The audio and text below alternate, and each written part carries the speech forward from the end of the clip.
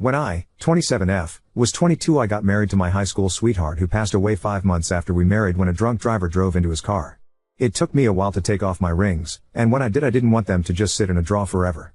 So, I took them to a jeweler and had his and my rings melted down and used the gold and the stones to make a pendant and some small stud earrings. I have the earrings in my jewelry box and I wear the necklace every day.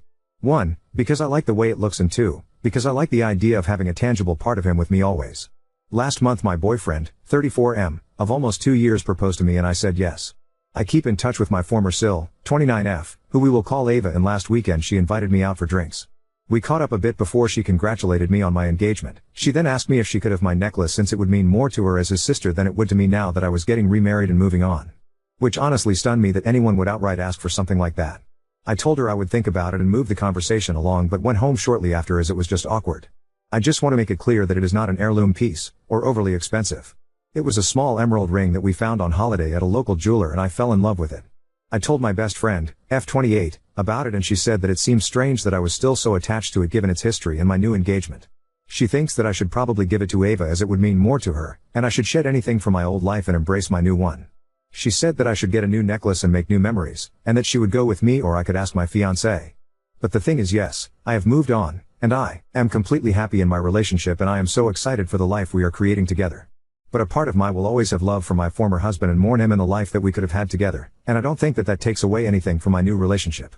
They are different loves and lives. But now it feels silly to me that I have conveyed all this into a necklace.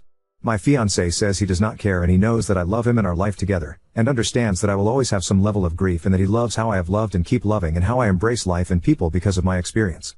Sorry that my English is bad, it is my only language and I have no real excuse, but I work night shift. I think that it lowers my brain function sometimes. So Ida for not wanting to give my former Sil my necklace? Thank you to everyone who commented. Reading through the comments made me cry and I do intend to respond to them. I just feel a bit overwhelmed by all of the kindness. I am a long-time lurker of Reddit, so this is all very new to me. I want to thank those who corrected me. Late husband is the term I was trying to think of but couldn't when I wrote this. I find it really hard to word everything about my late husband, like the term moved on feels very casual and inaccurate, but I am not sure what is an accurate way to say it. But I am keeping my necklace. I just wanted to clear up that my best friend is really one of the most incredible people. She is my rock, and a big part of why I am still around and not locked away somewhere, hospital, prison. It felt like it could have gone either way for a while there. She and my mum tag teamed me after the accident and made sure I ate and would just sit with me in silence. She found a grief support group and would drive me there and wait for me in the car park when meetings finished. And what I could never repay her for was how she stood so strongly for me during the court hearings. I had never felt such pure, unadulterated hatred towards anyone or anything as I did to that driver, and she held my hand through it all and helped me get through it. She let me sit in my grief and anger but didn't let it consume me. It felt like my brain snapped and she helped me stick it back together, but like that Japanese art style where they repair broken vases with gold so it is broken, but when it is put back together it is stronger and more beautiful. I don't know where I would be without her because she didn't have to do any of what and she did.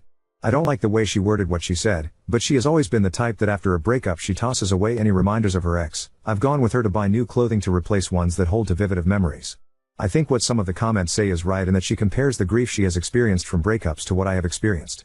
Which, while you can't compare grief because grief is grief, the experiences are worlds apart. Ava really isn't a bad person. She was my sister for years. I used to absolutely adore her. After I turned 19 though, before 19 she thought me and her brother were brats. But after the court hearings my former Mill, Phil, and to an extent Ava cut contact with me because seeing me brought back to many memories, which I understand, but it hurt me deeply because they were a big part of my family since I was 15. Ava and I still kept in contact, but it was more of a holidays and birthdays kind of thing with the occasional drinks and dinner. So, while I still have a lot of love for her, our relationship has changed drastically, and her asking me what she did and how she worded it was really not in the realm of anything I thought she would say or ask of me. She does have some of my late husband's belongings, like things from his childhood and knickknacks and some clothing, so I don't understand why she would think to ask for my necklace. I am going to take advice from the comments and talk to her and try to figure out where she is coming from. Reading the different perspectives has really helped me think more clearly and feel a little less hurt by what she said. Because of our history, I want to give her the benefit of the doubt at first, but if she pushes the topic then I will have to make some choices. I am not sure how I'm going to word it yet, or if I want to say it via text or in person. But I will figure that out.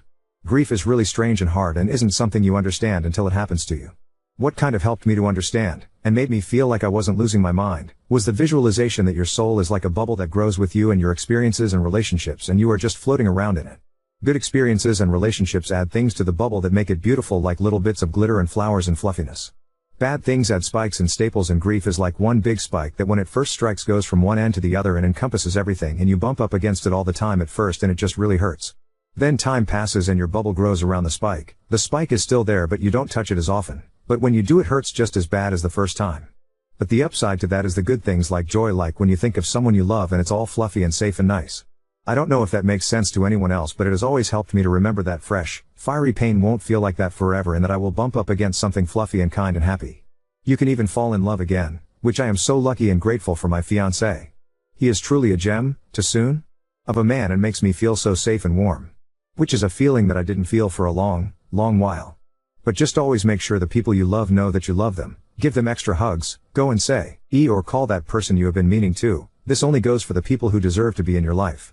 Always leave things on a pleasant note. Even if you are arguing, you don't even have to make up, just make sure your parting words are pleasant and loving. Because you really never know when something could happen. You always think you have time.